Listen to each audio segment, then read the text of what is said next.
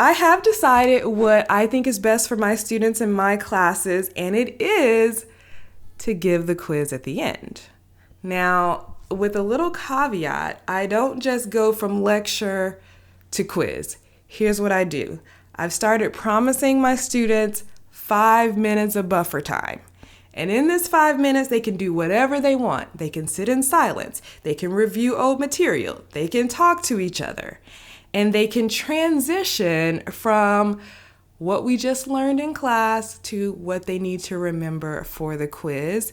And I find that there's a lot of pros to doing it this way. One is that students don't need to study during class. Instead of listening to my lecture or doing their group work, they can actually be engaged in class because they are promised time to review before the quiz. Also, they're less likely to get confused and try to use irrelevant new concepts on the quiz because they have that time to remind themselves of what concepts and topics are actually on the quiz so they can separate what was in today's class versus what they need on the quiz. That buffer time is really helpful for them to transition. I also don't experience ripping the paper from the students' hands because the time is up and everyone's watching and now the whole class knows they didn't finish the quiz and they probably didn't do well on it.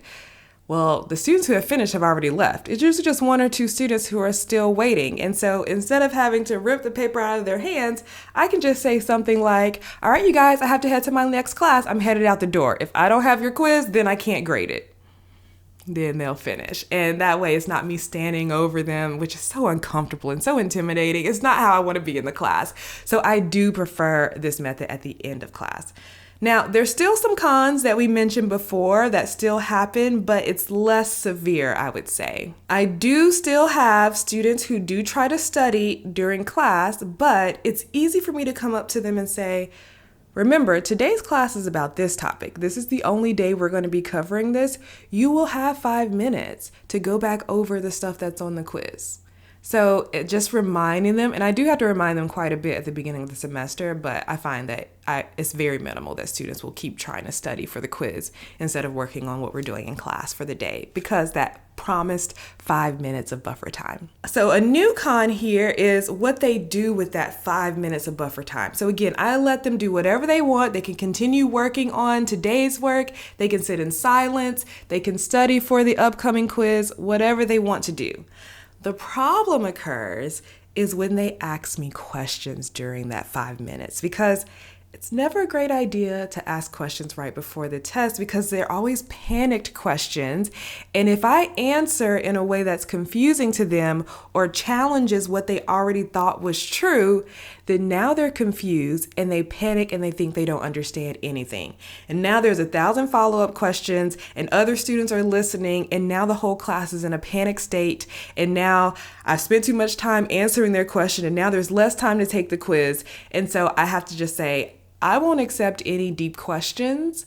If there's why is this a negative, or I just have one little bit of confusion here, I'm happy to answer that, but I'm not working through a whole problem or handling any great misconceptions during that time. The time to ask questions is office hours, the previous class, in free tutoring and study hall that we have on campus, right? So I do set the precedent that they need to be completely prepared for the quiz before class. That 5 minute buffer time is not to study for the quiz. It's just to remind themselves of what they prepared, right? Refresh their mind and just transition from what we did in class that day to what's happening on the quiz.